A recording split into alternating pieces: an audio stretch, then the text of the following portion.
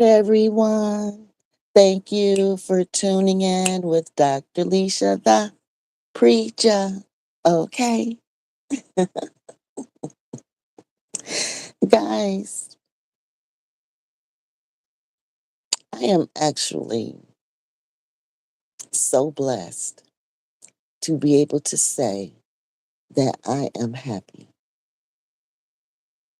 It's been a long time coming. I have been unhappy for so many years, so many years. Even though I was willing to continue to work on being happy in the circumstances that I was in.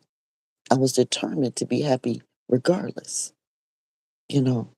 But Most High delivered me, you know. He created a tower.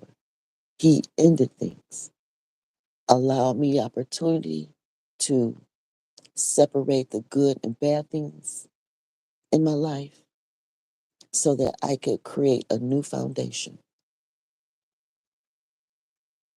And my personal new heaven and earth, okay? We all have the same opportunity for a new heaven and earth.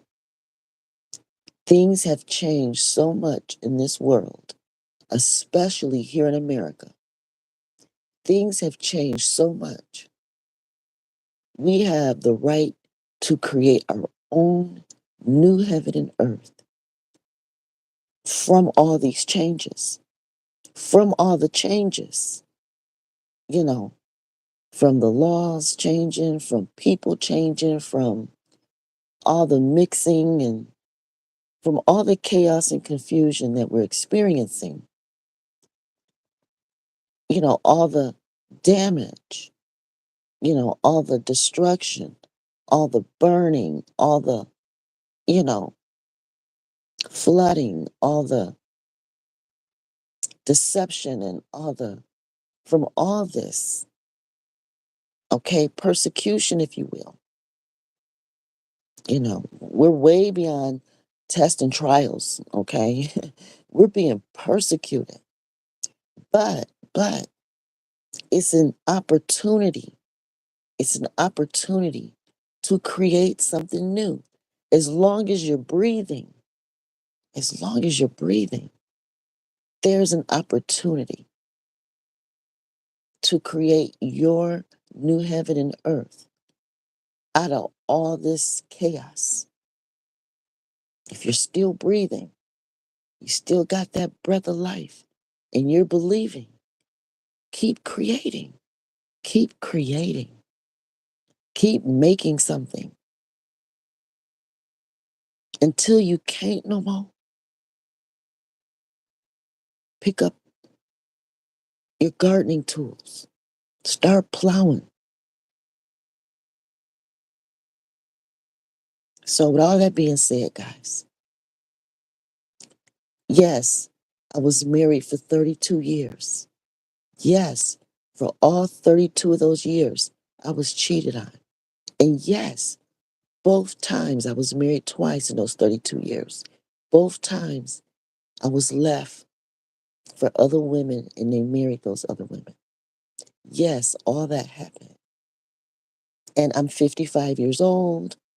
I've never really been independent before in my life. I went from being a daughter, to being a wife and mother. So I never gained the financial freedom to be considered an independent adult, if that's what you judge independence by. But in every other way of independence, I've been that. I've mastered independence in every other way except financial. But because I don't have financial independence, people don't consider me independent at all. And that's okay. That's okay. I have endured all of this. I'm 55 years old. I'm an old Black woman in America. And I've been here from the beginning. I'm native. Yet I've been mixed with some of mostly West African and, a little white here and there, but mostly native and West African, mostly. And then whatever white snuck in, you know, through ownership because they owned us. And people may say, well, why are you bringing that up? Well, my great grandmother, I'm talking just one great, my great grandmother, her father was her plantation owner. She was born in the late 1800s.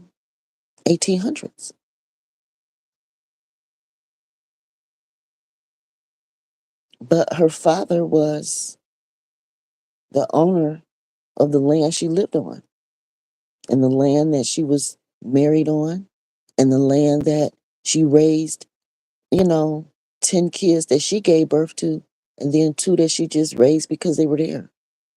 You know what I'm saying? So she never left her father's plantation until she got too old and had to move up north where the majority of her kids moved to, for the plantation, the factory jobs, the plant jobs, the factory jobs, the new plantation, you know what I'm saying? But yeah, so yeah, my great grandmother, that's not that long ago, guys. I fed her KFC in her nursing home. I fed my great grandmother mashed potatoes from KFC, mixed with some chicken in it because she didn't have teeth. So we had to make sure the chicken was, chopped up real good, mixed in with the mashed potatoes so she could kind of like, gnaw it with her gums and swallow it, because she was like 90 years old or something. I was in elementary school and this was my great grandmother and her father was her plantation owner, a white man. So this stuff is not that long ago. But other than that, it's not that much white in my family. And that's why I'm real dark. One of the reasons, I'm dark anyway because, the native, I'm Afro native, not the straight hair, light skinned native, not necessarily. It's such a wide range with Native American skin tones too. There were many tribes. So, skin tone varied, but there were nappy head, dark skin, there were red skin, there were, you know, like light skin, there were straight hair, variations here, natively, naturally. And I come from, them people. And I'm mixed with West African, the majority of me. But yeah, there's white too because of the, plantation ownership in the South. And, northern places too. Let's be real, all over the country, really. But at the end of the day, I've endured all of that, whatever my history is, whatever my ancestors endured, you know, and whatever I endured personally as a child and in marriage and stuff. I made it. I'm an overcomer. I am an overcomer. I'm an overcomer, okay? I'm an overcomer. I'm still in the game. I'm 11 strong. It's myself. I have two daughters and 8 grandchildren. We 11 deep. Nobody else really claim us, you know. Thank God for the few people that support and help us, my grandchildren, they have fathers that are supportive. Thank the Lord for these men that support my bloodline. Thank the Lord for the few women that support my bloodline. There's a few men and a few women that support my bloodline. We're 11 deep. We're still alive and strong. We're here. We're standing.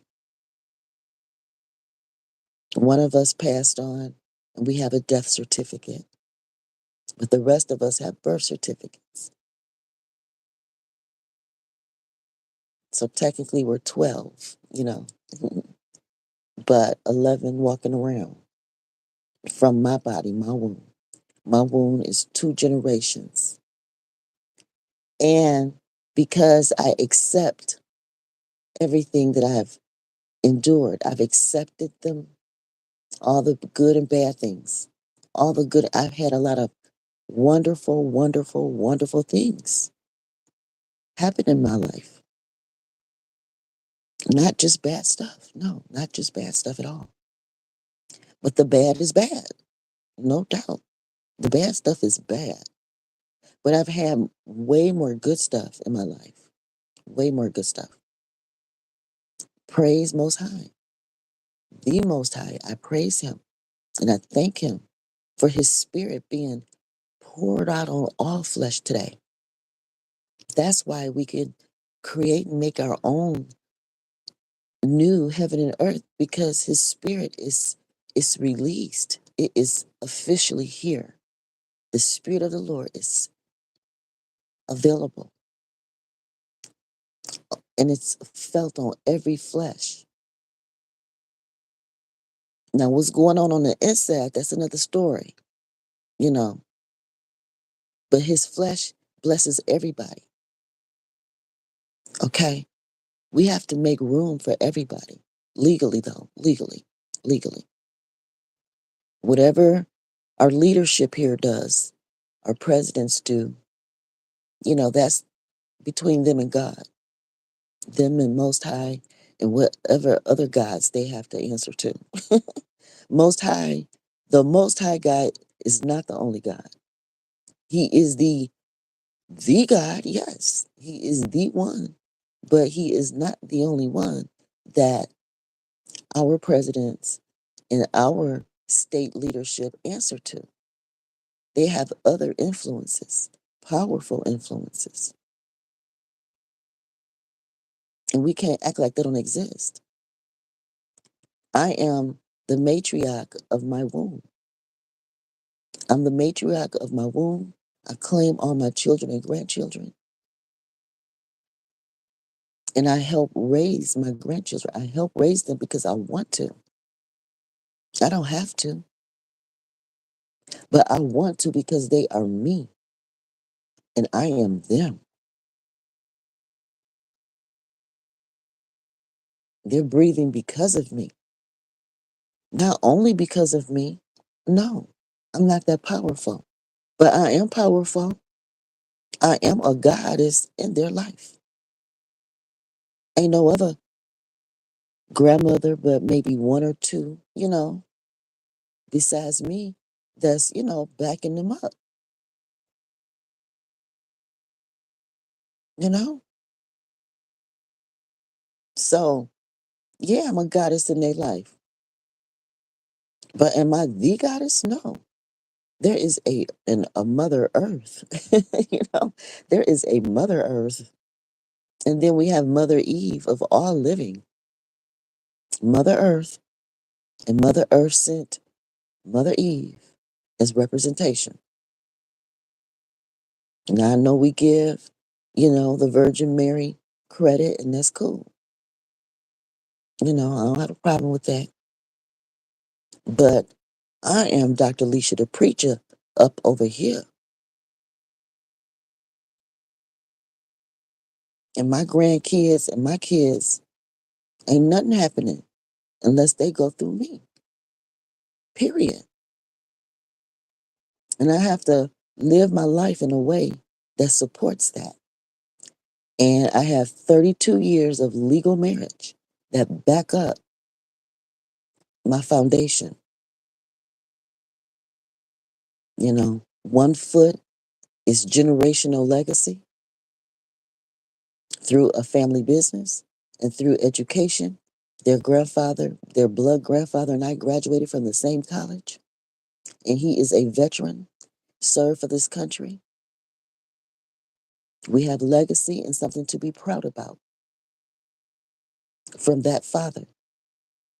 And then they have a step father and grandfather figure, which is our financial backing, our financial foundation.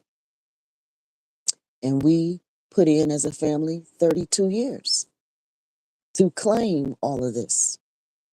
We worked our asses off. We sacrificed a lot as a family. Not only did I suffer and was greatly impacted by the destruction of our families, my kids and grandkids feel the impact too, period. And we're all working to make up that deficit. It's a deficit, an eternal deficit of mankind.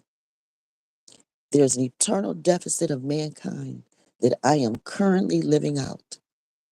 And as I tell my story, I'm explaining how my own life is an example of the eternal deficit of mankind and how many, many other families in America look like my family. Maybe not exactly. We have our own life print.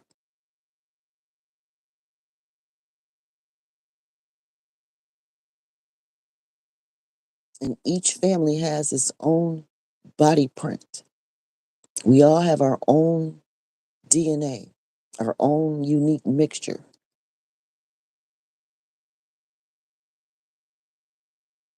So, with all that being said, I have endured a lot, and I speak about the good on my channel and the bad.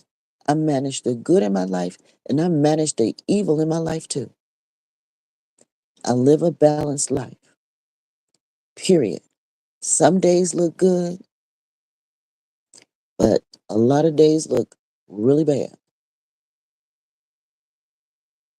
because we've been, pulling ourselves out the mud in this family, and we're still pushing and pulling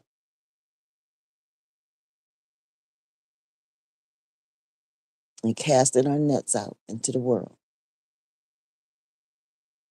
And I'm teaching my children and grandchildren how to survive in this world and not only survive, but thrive. On the good days, it's easy to thrive on the good days, but it's those bad days where you're striving and surviving it has to kick in.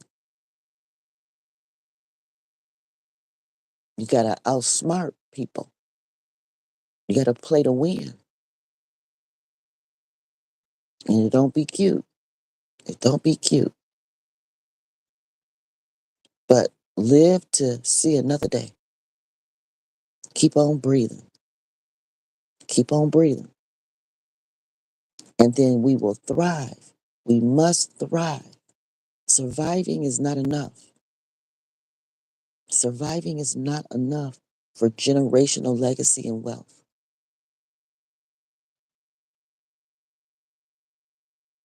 We may have to endure all type of temptations, all types of weight, backstabbings, shootings, wars, evil, bad things. You must endure from generation to generation. We are no longer in a soft era. Everybody's soft days are over. The soft boys and the soft girls. Everybody got to twerk right now. Everybody got to twerk right now. Everybody got to put on their dancing shoes.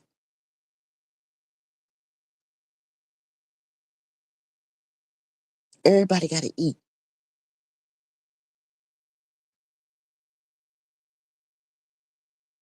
Come up with a plan for your family to endure these hard eras, these dark days.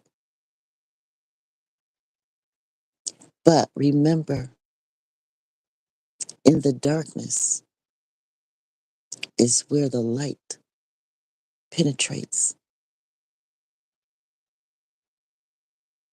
most. That's where new ideas, a new heaven and a new earth for your family is created and made. That's where your legacy, new legacies, old legacies, old traditions and old ways are passing away as we endure some dark times to push through the dirt, the darkness of the dirt. We got to push our light. We got to keep breathing through the darkness to create new ways, new legacies, new businesses, new ideas for generations to come. New music, new songs.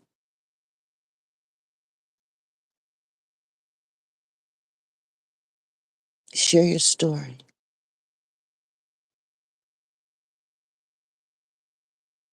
Use what you have in your hands. Gather your seeds. Claim, claim some dirt. Claim some dirt. You know, some people. You need some people. So, my tribe of 11, myself, my two daughters, and 8 grandchildren.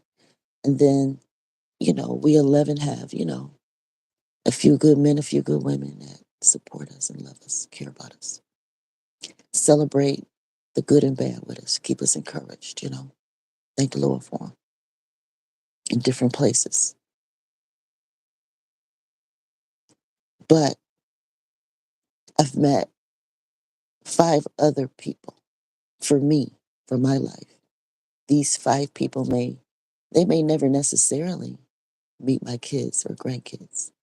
These are people on a different level in my life.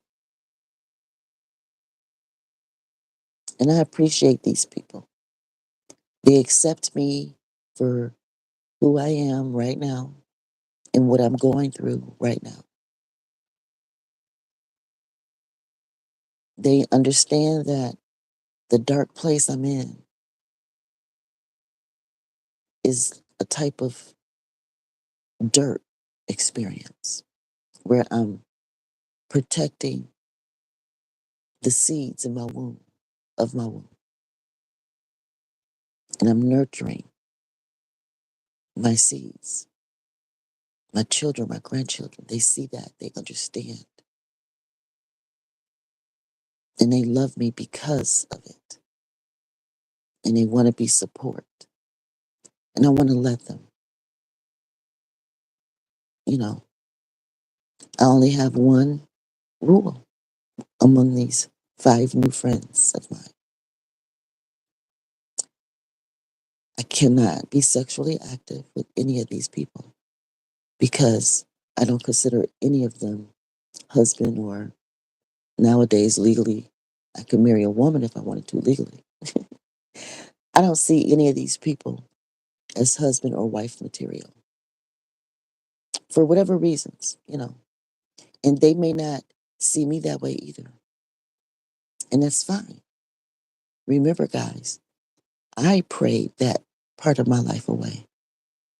That old way of feeling like I need to be legally bound to somebody to acknowledge them as my husband or my wife. I don't need to be legally bound to anyone to know if they love me and are looking out for me.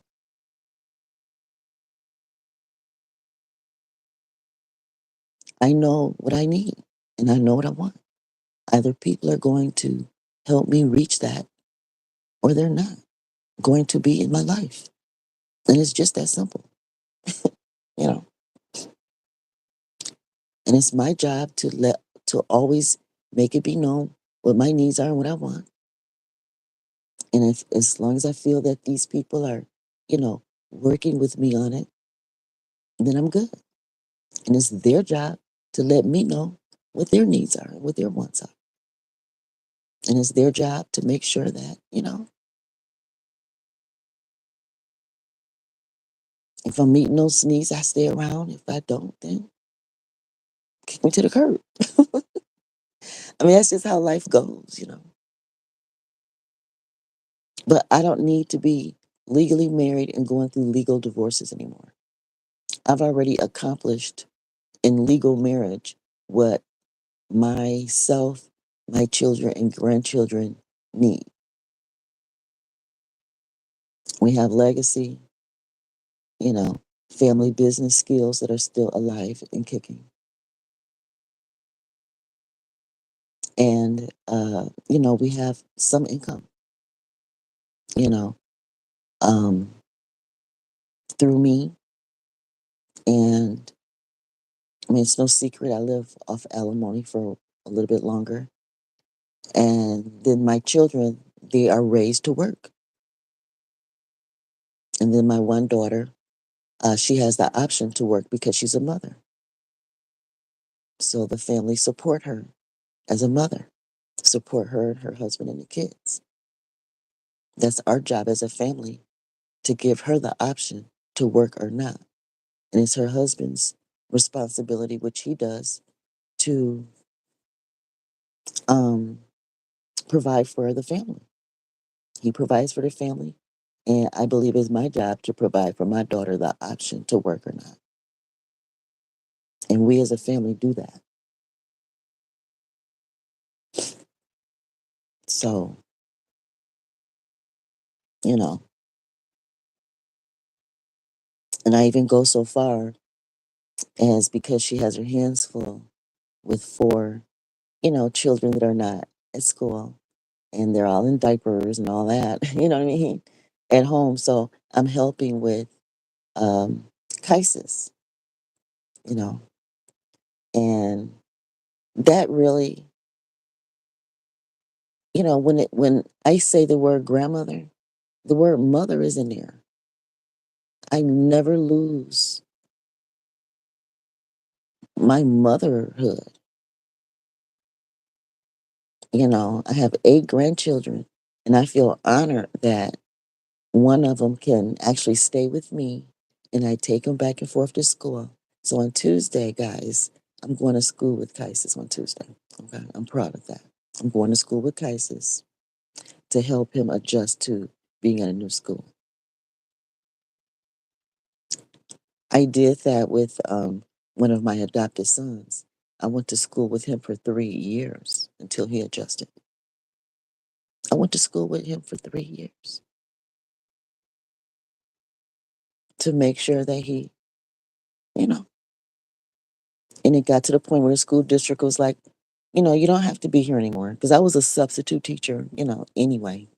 I was a substitute teacher, but I went to school with him for the first 3 years. Some days were good days and I wouldn't have to, if I showed up. Or they'll pull me out and just have me work and pay me for that day. Pull me out of class and put me, I was like a building sub. So if I wasn't working, I'd just be in his class. They just used me. They knew I was either going to be in his class or they were going to be paying me for subbing that day. However they wanted to do it, that's how we did it. I was in good like that, with the district. So now I'm able to do that for my grandson. And I feel so blessed. You know, again, I don't care about having a career. As long as I get my bills paid and we eat every day, you know, some type of fruit, vegetables, you know, um, a little meat. I'm not real heavy on the meat, but we eat meat. So bread, and all that. And his new school sent home a little plate that teach him how to separate his foods according to proteins, grains, fruits and vegetables and stuff like that. I'm like, cool. But anyway, um, so, I'm teaching my family how to endure good and bad and how to even approach people off the rip, l- looking for people's good and bad. And don't let people's bad scare you. If it's something you can deal with, that's easy. If you have previous experience dealing with this type of evil that you see in this person, then that's a cakewalk. It's the evil in them that you see that you don't have experience with that you need to be concerned about. But of course, the good side outweighs all of that. So that's what I'm teaching my grandkids. That's how they can learn to tolerate each other. I mean, it's 7 boys. 7 boys got to learn to get along. You know what I'm saying? That takes work. But I'm teaching each boy their unique talents and gifts in the family so that they don't feel like they have to compete or fight for a spot. You already naturally got your spot, you know? Just because you don't act like, look like, whatever, your other brother don't mean you got to be mad or jealous and beat him up or, none of that. So, I don't really have time to be overcommitted, like legally overcommitted to other adults. I have 2 grown women that are still being trained on how to be women. And I have 7 grandsons that need to learn how to get along. And I have 1 granddaughter, just one. And, so I have a lot of work to do. You know, I have a lot of work to do. And I appreciate having 5, adults in my life that are here for my enjoyment. But I just won't be having sex because, that's special for someone that I consider my husband, someone that I feel committed to. They're going to give me the undivided attention that I like, you know, until I've, you know, experienced that. My legs are closed and I'm happy about it.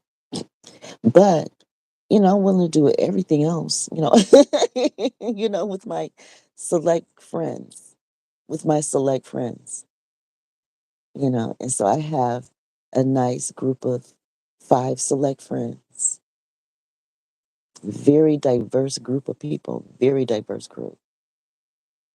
Because I don't have an issue with diversity in friendship and business partnership and stuff like that. I don't.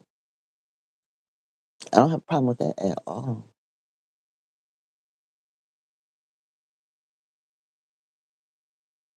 But I believe that each nation, each tribe, each race, if you will, however you want to put it, has the right to preserve itself. And we go around and call it racism. That's the word we're using, racism. The right to preserve a nation's purity. We call that racism. I think that's ridiculous. Now, if other people want to create mixed nations, go ahead, do it. But those of us who want to keep pure bloodlines, don't call us racist. We're not racist because we want to keep pure bloodlines. And we're willing to fight We're willing to fight to preserve nature.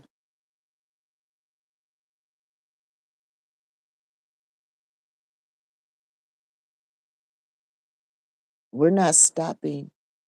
I'm not anyway. I'm not stopping anyone from mixing. Go ahead if that's what you want to do. I'm not stopping anyone from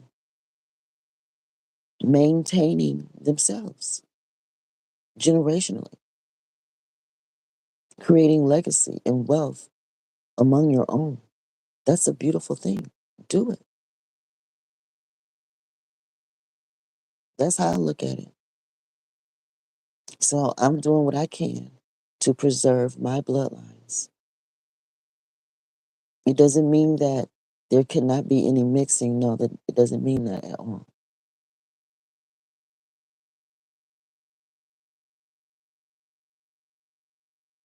However, those of us who want to preserve the bloodline, I want to make it easy. I definitely want to encourage it. Period. That's my right.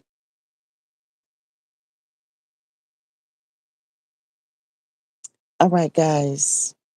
I just wanted to share the updates in my life and, without giving out too much information. I'm grown, but I'm trying to explain how I've lived my life. And I want to explain this eternal deficit of mankind theory as best I can using my own life of self preservation, being equally yoked as much as possible to my bloodline, to my bloodline. That was very important to me. For an example, how deep preserving my bloodline goes. My daughters, their father is a Ferris, last name Ferris. Okay. And he has an uncle,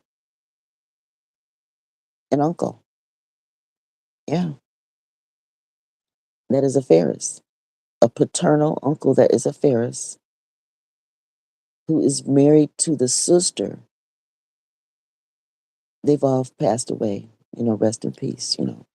But who was married to the sister of Martin Luther King Jr., one of Martin Luther King Jr.'s sisters, married into the Ferris bloodline. So through marriage, my daughters, my grandchildren, my first husband are related to Martin Luther King Jr. Okay. And what's funny is one of my grandchildren,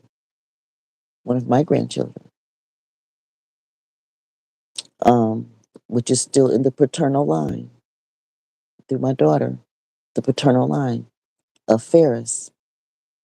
Um, Happy birthday, Josiah. Josiah, I call him JoJo. He has Martin Luther King Jr.'s birthday of January 15th. My grandson, Josiah, who shares a bloodline with Martin Luther King Jr.'s sister, one of his sisters. Okay. My grandson, Josiah, does. And we call him JoJo. And I want to put a special shout out to Josiah on the cruise that I met. Josiah from Barbados on the cruise, the 19-year-old who wrote me the song, okay, who says I look like a Pepsi bottle. Okay. All right. So anyway, skibby back, skibby back. All right. So happy birthday, January 15th, to Martin Luther King Jr. and to his relative through marriage, my grandson, Josiah, JoJo.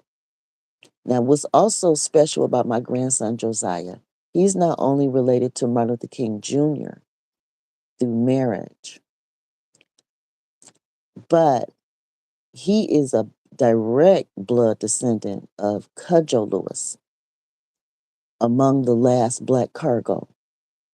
He was on that last illegal slave ship that came from, the West Africas,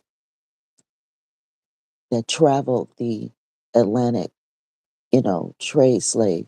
But his ship was illegal. And I think it's pronounced the Clotilda, something like that.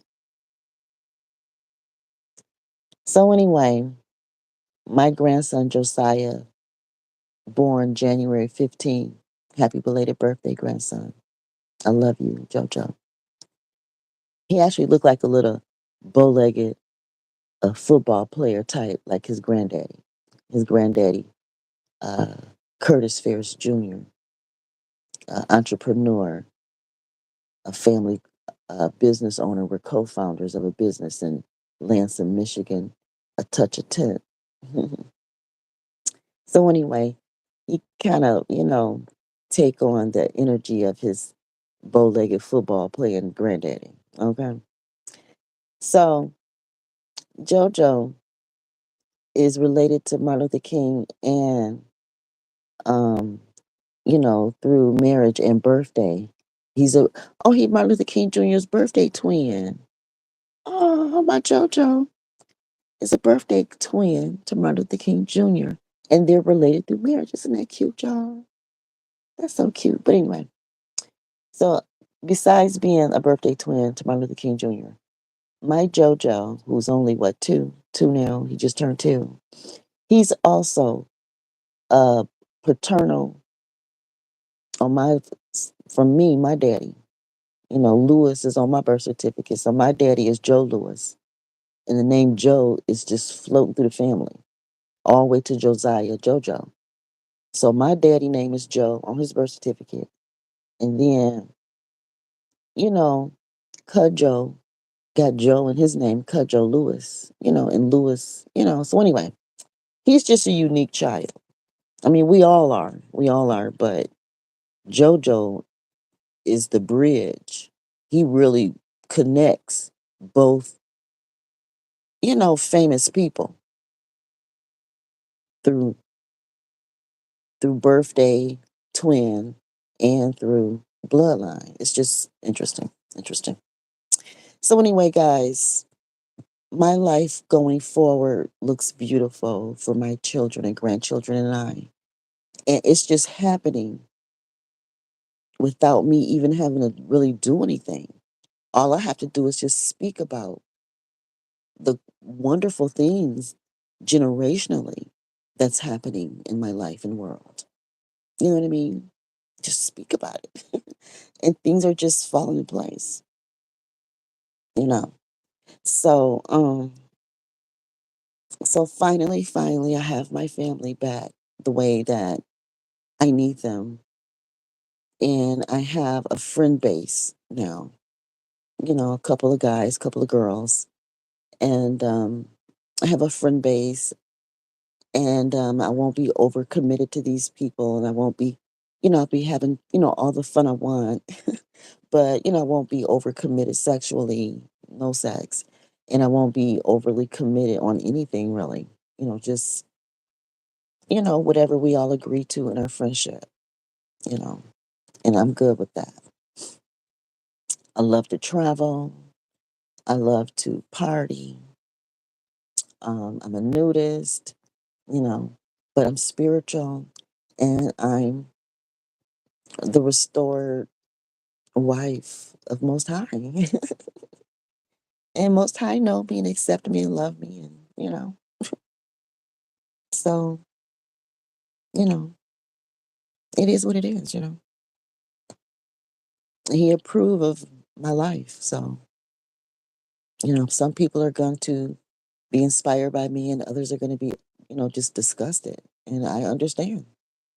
Amen. You know, so I can handle it both ways. My whole life has, been that way, managing the good and the evil of people, whether I wanted to or not. So, most of the people, the men in my background, are military. My first husband was military. So, and two of the men in my friend circle are military, ex-military or whatever. So, and I think one is still affiliated with the government. Yeah, deeply. Yeah, contracted with the government. So, I mean, he's not in the military no more, but deeply affiliated with it. So, um, yeah, you know, my friends are interesting people, well connected people. They're like me, fearless.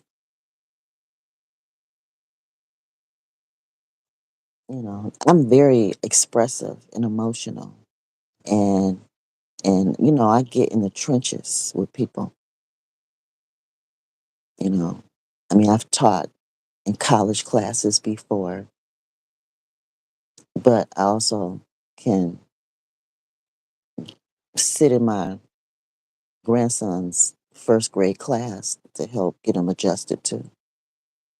I'm very versatile like that. I can work with children and work with adults. I have my whole life. Even as a child, even as a child, I studied among adults. Studied, went to Bible study and learned among adults because I was just nosy like that. The Bible was so full of stuff. I'm like, what the heck? What? So, you know, I learned a lot. All right, guys, you want to be blessed. And so, I'm reporting out my good days, my bad days, how I manage both, all of it, you know. And on my channel, I share my spiritual views. I'm not really religious anymore, but, just practice my spirituality as Most High direct me. And some people will agree and some people will disagree, and I'm okay with both.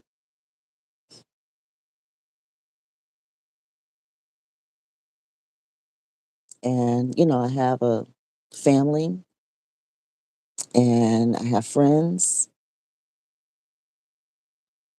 and I have my life back. When I started this channel, like back in 2017, um, my last child was graduating from high school. I was being treated like I wasn't good enough for the family. You know, there was a lot of rehabilitation going on in the family. We were dealing with all of our alcohol and drug addictions and things as my, ex was leaving me for the women, you know, and he has successfully moved on with these other women. He successfully pulled it off. But it came with the expense of, dragging our family on for years until he got himself set up the way he wanted. We suffered, but we got through it. Like I said, we got through it. So all I can do now is just talk about it, share the stories. As my channel grow, I share the stories as the channel grow. And I'm able to link my experience to the celebrities out in the world and to, current events to further again share how we owe God. We owe Most High for not obeying Him and feeling the void, the eternal void of mankind, the contract that we are under with Him to be fruitful and multiply with every soul that we come in contact with, every soul.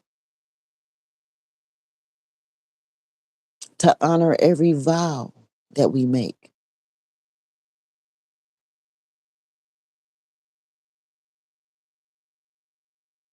We are eternally in debt to Him. Through obedience, we can owe no man. When we obey Him, we will owe no man at the end. All the scales in our life will be balanced. When it comes to love, when it comes to um, money, when it comes to, um, like ideas, your spirituality, your relationship with Him, um, when it comes to, mind, body, your spirit, like your soul, you know, when it comes to all those things, your cups will be full. Your cups will be full. And the abundance spills over into the next generation.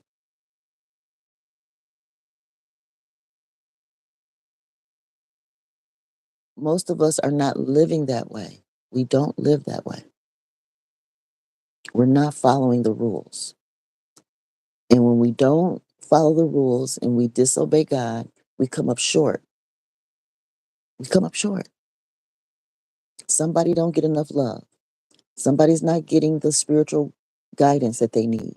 Somebody's not getting their bills paid. Someone's overworked. Their body is tired, doing too much.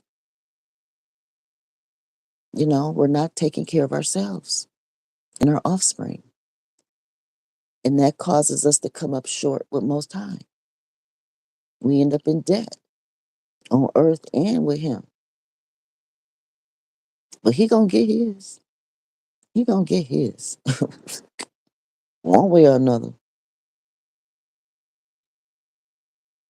So just obey and make it easier. The sooner you do it and teach your children to do it, the less in debt we'll be.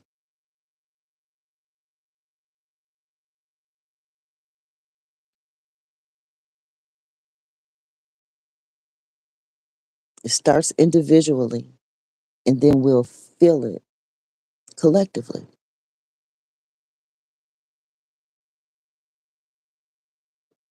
So it's almost like don't worry about who not doing it. Don't worry about who not doing it. Focus on the fact that you are, and you will attract other people that do what you do, that understands your crew. And the violations will be extremely few.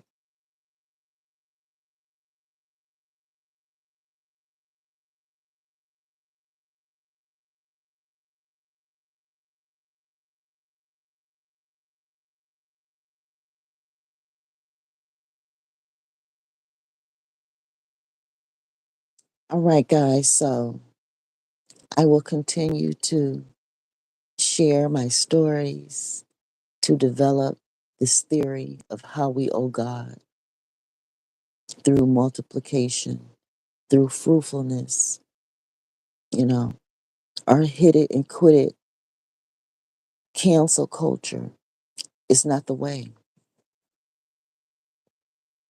The hit it and quit it, non committal, you know, I think I understand what leave and cleave mean, but the way Adam leave and cleave end up being more like a hit it and quit it. You know what I mean? Leave and cleave mean not so much storm off, don't storm off and leave your parents. You know what I mean? Leave your parents' physical home, maybe, a few acres down the street. Build your own home with your family. You ain't got to be that far. You ain't got to live in another country. You ain't even got to live in another city. You can live down the street from your parents on your own property.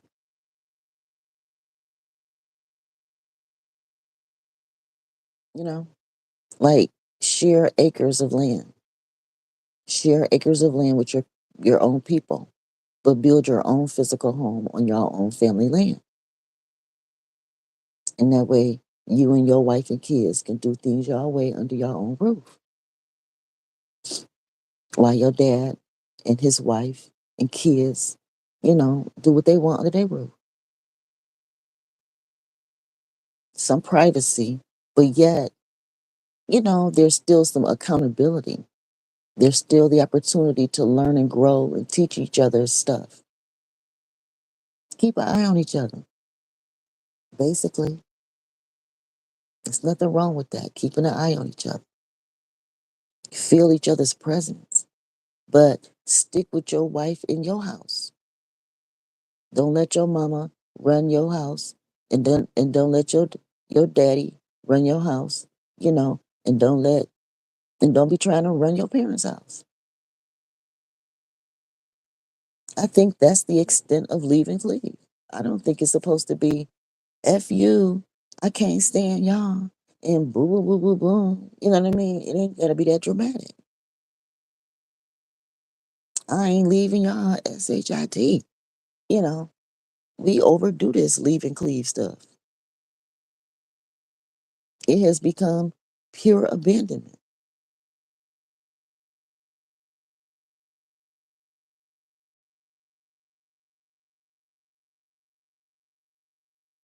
And then the men that have multiple wives, some women don't mind living together. But if you have multiple wives, that means you're willing, can afford multiple homes for when those women can't live actually together. But you can still live on the same land. You got to have enough acres, to spread the women out on the same land. And that way the kids can know each other. The kids can know one another. They will know who their siblings are. There's nothing worse than having like 5 secret women spread all over town. And then the kids end up, messing around with their own siblings. That's something I just wasn't willing to risk happening. I felt the pressure.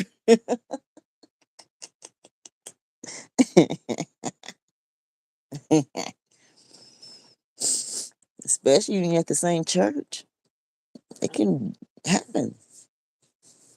So, anyway. Woo-hoo. Um,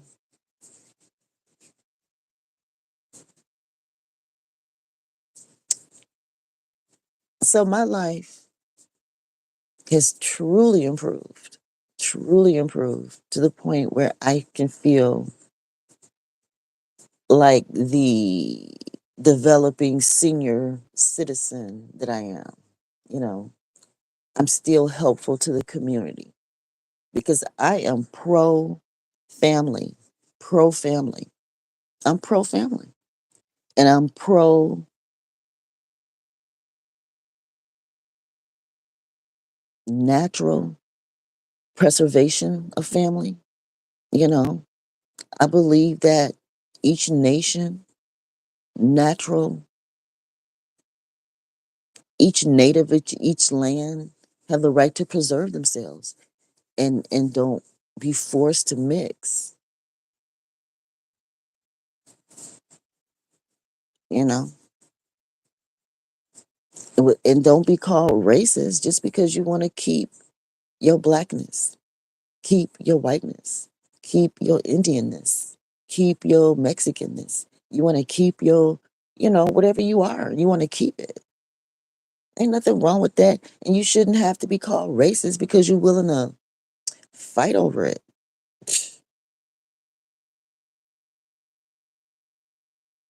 I'm just saying.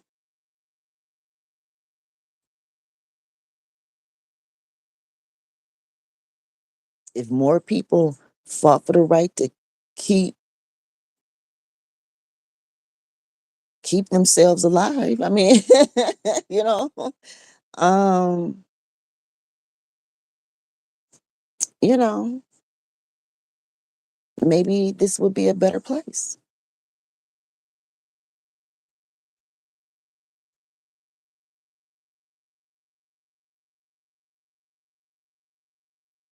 I don't know. I'm just saying. And I don't have to own you, and you don't have to own me. I got my own kids, you know. And if I raise them the right way, then we can employ the people that aren't generationally developed yet. We can help other families get to where we are. Even if we're not that far,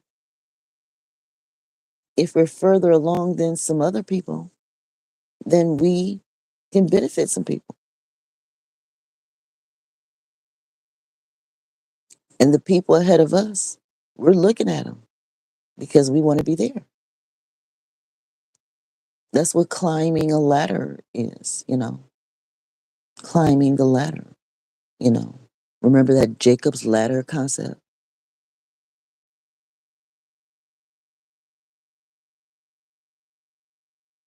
Yeah, so some things we can blame on the laws of the land. Yes, clearly there are things that we can blame on the laws of the land.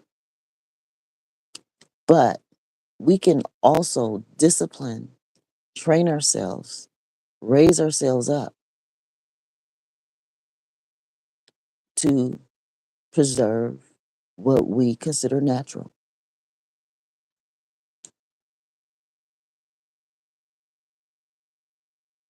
I love the fact that I am more native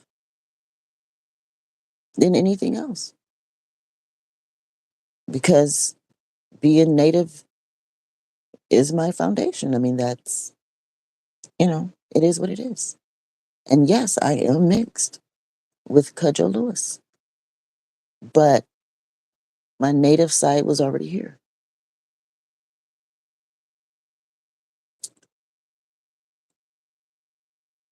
Cudjo Lewis was the West African, but he made it. His offspring, I guess you could say, his offspring made it. Not not he personally, but his offspring made it with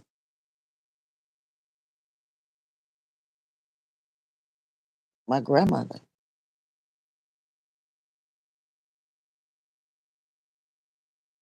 My grandmother, not my mother, but my paternal grandmother, made it with a Lewis to produce. She was her father was native. He was native, 100%.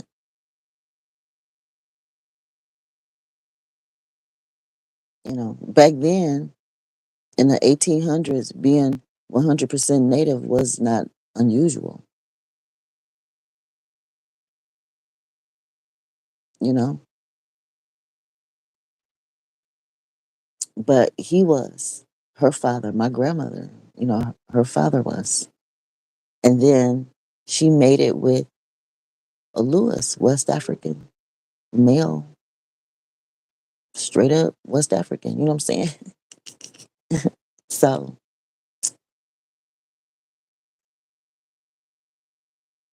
I need to do more research on that connection, you know. I need to do more research on how my grandfather is related to Cudjo Lewis.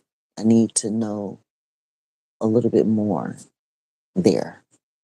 So I need help researching that.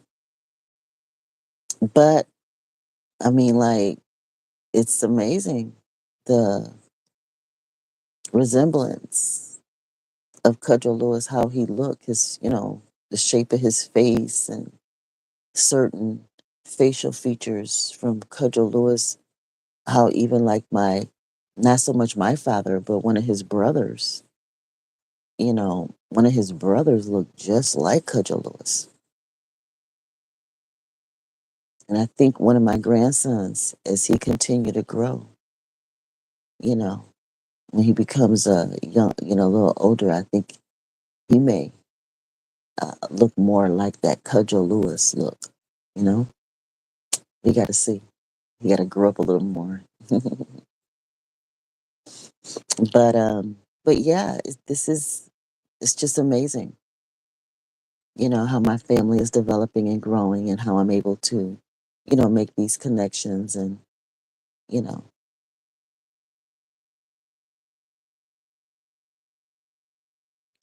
a few years back, about in 2020, when I first started learning, early 2020, I started learning about Cudgel Lewis, um, and the connection that I had with him. I'm like, whoa, this is interesting. So I just started, I was making a lot of connections, pulling out obituaries and stuff. But I would like to make a trip down there. And I went to Africa Town once, but I need to go to the counties where like my grandparents and great grandparents, you know, were born and stuff, and try to trace this stuff. You know what I mean? I want to do that. So within the next few years, I can see pulling it off, making a trip down that way when my grandkids are a little bit older, my grandsons, when they're a little bit older, maybe when Caden is like 18, 19, maybe have done a year of college or something like that. The other boys will be a little older. And then the four older boys, Kais is what, he's 6 now. Yeah, so they'll be a little older, and then they'll understand the trip better. And the older boys can help, you know, the younger ones be under control and stuff like that. So, because I'm gonna be older myself, you know, and so, but we can make that trip down there, and just drive, get a rental car, fly out there, and get a rental car, and just drive around Alabama, because everybody was born in the Alabama area. You know what I mean? You know, between Alabama, like Florida, Alabama, mostly that, just that. Yeah, mostly. Yeah, really, just Alabama. Really, Mobile. You know, so, and I even kind of anticipate um that my grandfather must have been, based on being a farmer there, he must have been a part of the Creek, the Creek Nation Indians, um, are dominant in that area. So instead of living, you know, with the nation on that land, the reservation, I guess you would say, um, maybe he just opted to get land outside, just not that far. You know what I'm saying? And and just got his own little lot of land, whatever little acres or whatever he got, and that's where he raised his family, and my grandmother, that's where she raised her family until they moved to Detroit. My grandfather, I mean, yeah, my dad was born there. My dad was born there. You know, it was his grandfather's farm, and then his mother's. You know, so mm, you know. But anyway, I want to take my grandsons down there, and but up this way, um, they're told that outside of me, they're told that they're Cherokee Indians, like from their father's side, and then their dad. My grandsons, they have a dad. and their dad says that they're Cherokees on that side. And then the Ferrises say that they're Cherokee on that side. But I believe that on my dad's side, my grandmother um, was a Martin before she was a Lewis. And I believe he was Creek. So I think I'm Creek from my dad's side and West African. And there's no white in there. There's no white in there on my dad's side. So if Creek Indians are, like light skinned, straight haired people, well, then it would explain why my grandmother looked the way she does. You know what I mean? And about half her kids, she had like 8 kids, and about half of them looked that way. So it would explain, you know. Otherwise, the Lewises is the dominant side of the family, and that's West African, based on my research. But my research is not as strong as I want it to be. I want to go get records. That's how strong I want it to be. I want to physically, like what we see on those shows with the celebrities. They go and they travel and find, historically that's what I want to do on my dad's side of the family with the Lewis and Martin side. I want to trace the Indian, and I want to trace who was Clement Lewis's father. What was his name? And is he the son of Cudjoe Lewis? Or did he come from a daughter, a son or a daughter? Or what happened? I don't know. That's the piece of the puzzle. I'm not sure. Right there. You know, I see where I need birth certificates. I just need to make a trip down there and look at records. But it's obvious, just based on the information I have, it's just obvious. But I need to prove it. I mean, so I made one trip. I need to make more, but I need to wait until I can afford it comfortably. And I need my grandsons to be just a little bit older, a couple of years. So we're going to plan this trip, make a historical family ancestry trip. How are we related to all these people? You know, and how does it affect their future? How does it affect their futures? That's what I want to know. Yeah. All right, guys. You all be blessed. And, you know, find your tribe. Find your tribe. Even though the United States is going through a major change, things that are bigger than us, you know what I mean? There are a lot of things that we can do to keep ourselves and our families going. We can teach them what we know and train them on how to keep looking for something new, how to be the light in dark places when times are harder than they've ever been in our lifetime. How to survive. All right, guys, you all be blessed. Love you. Click like, subscribe, hit that notification bell. My channel is growing and growing. I mean, it's a slow growth, but over the past year, like the past 6 months, I mean, it's been growing a lot in the past 6 months.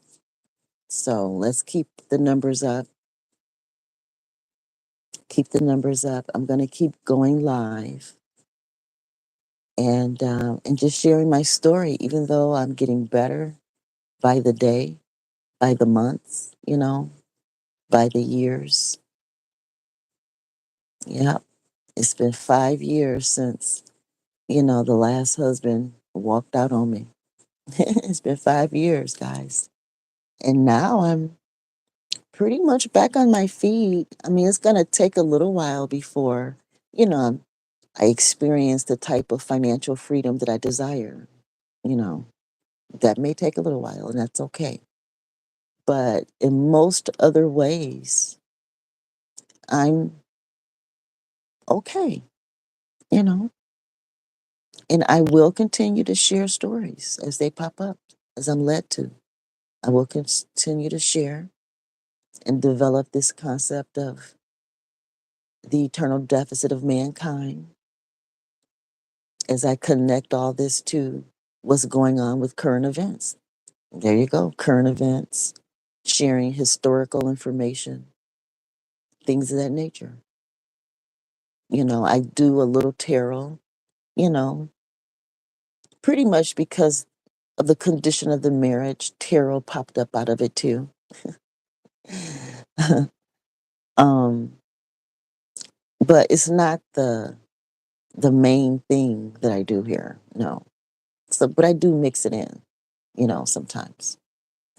Um, and even the Bible, I mix in the Bible because it's a universal tool.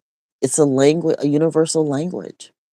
Even people that, don't even believe it still read it just so that they can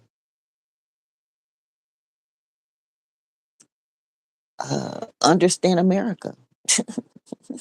Really. For real, for real.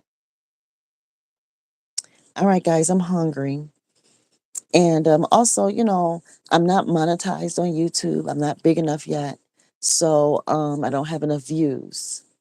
I have enough I have enough subscribers, but I don't have enough views yet. So click like, click subscribe, be supportive that way. And if you're blessed and want to be a blessing, you can send a love offering to my PayPal, my Cash App, $ Dr. Leisha, Preacha with an A on the end. You all be blessed. Bye.